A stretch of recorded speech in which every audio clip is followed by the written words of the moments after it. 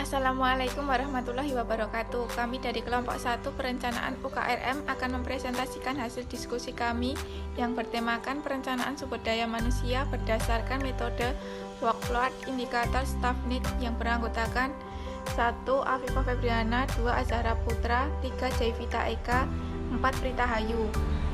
Kami akan membahas 1. Bagaimana perencanaan sumber daya manusia, 2. Apa itu metode WSN, 3. Studi kasus. Pertama, bagaimana perencanaan sumber daya manusia? A. Pengertian perencanaan sumber daya manusia. Perencanaan sumber daya manusia adalah proses analisis dan identifikasi yang dilakukan organisasi terhadap kebutuhan akan sumber daya manusia, sehingga organisasi tersebut dapat menentukan langkah yang harus diambil guna mencapai tujuan. B. Tujuan perencanaan sumber daya manusia.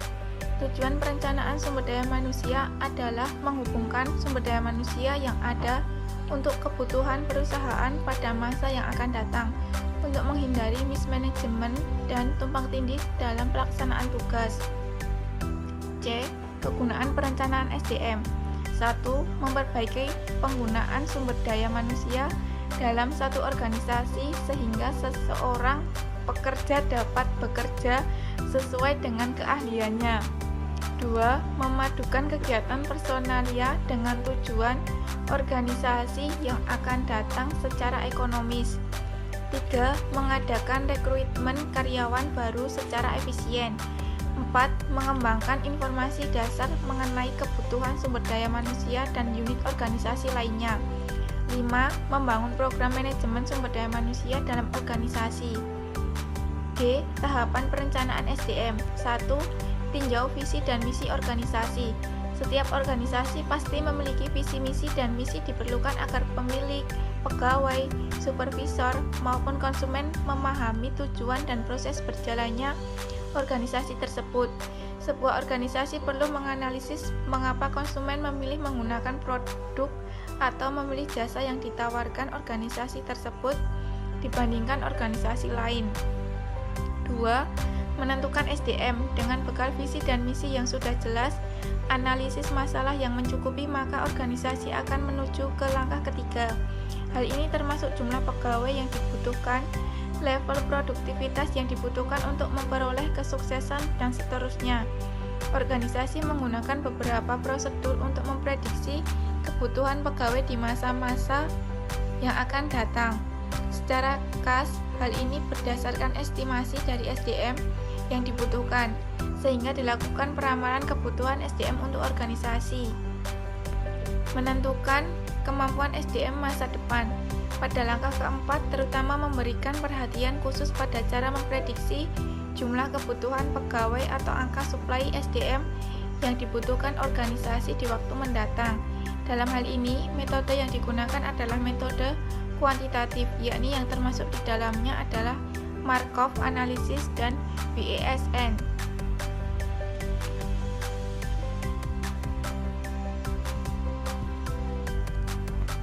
Dua, apa itu metode WSN? Pengertian metode WSN. WSN, Workload Indicator Staff Need, adalah indikator yang menunjukkan besarnya kebutuhan tenaga kerja di suatu tempat kerja berdasarkan beban kerja, sehingga alokasi atau relokasi akan lebih mudah dan rasional.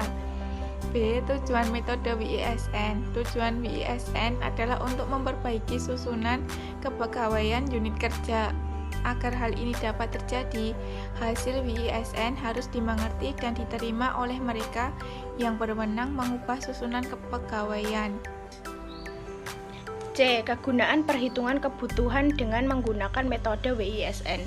Metode ini banyak digunakan, memiliki manfaat yakni dapat mempermudah perhitungan suatu unit kerja dalam perencanaan kebutuhan sumber daya manusia. D.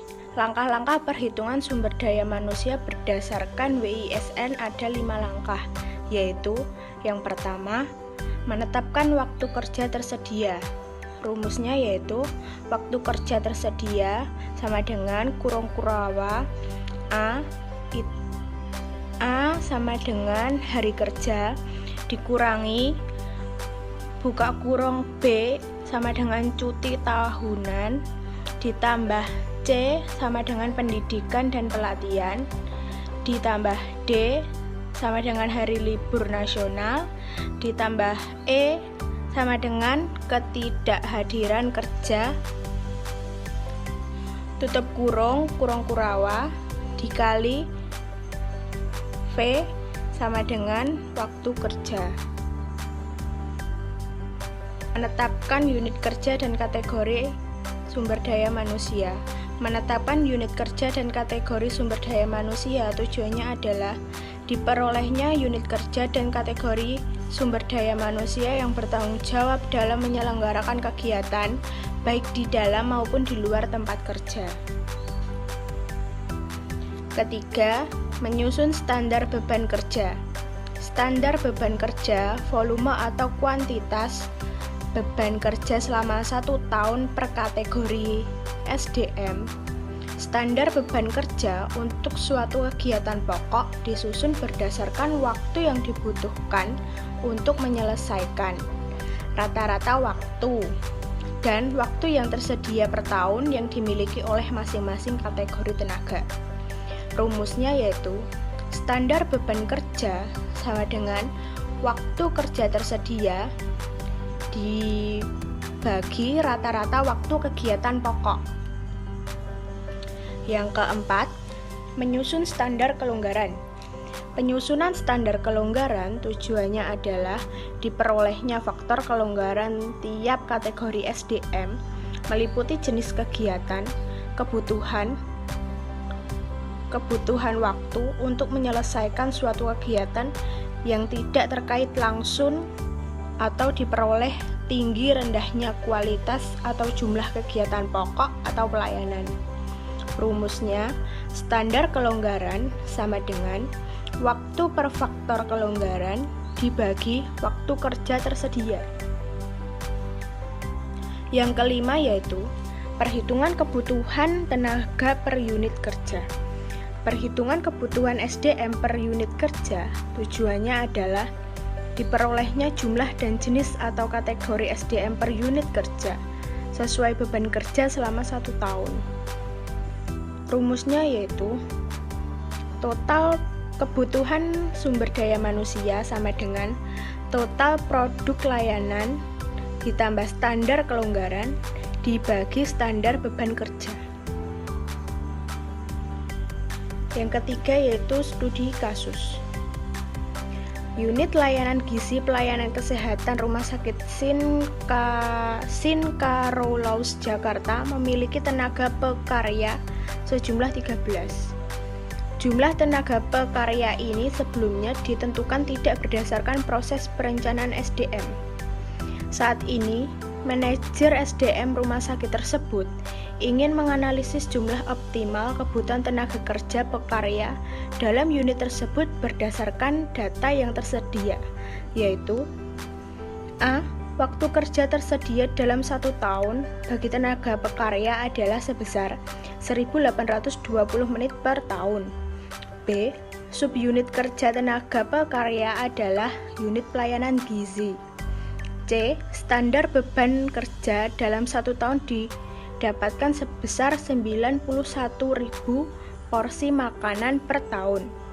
Gambaran kelonggaran tenaga pekarya dalam 1 tahun didapatkan 0,074. E. Total kuantitas produk layanan yaitu 4.489.203 porsi makanan dalam 1 tahun. Perhitungan kebutuhan SDM unit layanan gizi pelayanan kesehatan RS Sinkarolaus Jakarta menggunakan metode WISN. Kebutuhan SDM yang sebenarnya tenaga pekarya di unit pelayanan gizi adalah kebutuhan SDM sama dengan total produk layanan bagi standar beban kerja tambah standar kelonggaran sama dengan 489,203 per 91.000 tambah 0,074 sama dengan 5,45 orang sama dengan 6 orang. Berdasarkan hasil perhitungan dapat diketahui bahwa sebenarnya kebutuhan tenaga pekerja di unit pelayanan gizi mengalami kelebihan sejumlah 7 orang. Analisis kemungkinan penyebab kelebihan manajer SDM kurang akurat dalam melakukan perencanaan SDM. Hal ini dapat disebabkan karena manajer menggunakan metode pertimbangan judgement untuk menentukan kebutuhan pekerja di masa yang akan datang hanya berdasarkan perkiraan dan tidak menggunakan, sehingga hasil yang didapat tidak optimal. Saran dan rekomendasi: 1. Jumlah pekerja yang berlebihan tersebut harus dialokasikan menjadi tenaga kerja di bidang lain, atau dengan kata lain rumah sakit harus melakukan CB enlargement untuk kelebihan tenaga kerja yang ada. Jika sudah tidak memungkinkan, maka rumah sakit dapat melakukan terminasi atau pemutusan hubungan kerja. Hal ini untuk mencegah kerugian rumah sakit. 2. Rumah sakit juga harus melakukan perencanaan SDM ulang agar mendapatkan jumlah kebutuhan tenaga kerja yang sesuai untuk rumah sakit, sehingga rumah sakit tidak melakukan pemborosan karena adanya kelebihan tenaga kerja. Metode yang cocok digunakan untuk merencanakan kebutuhan SDM dengan menggunakan metode SDM. Sekian, terima kasih. Kurang lebihnya mohon maaf. Wassalamualaikum warahmatullahi wabarakatuh.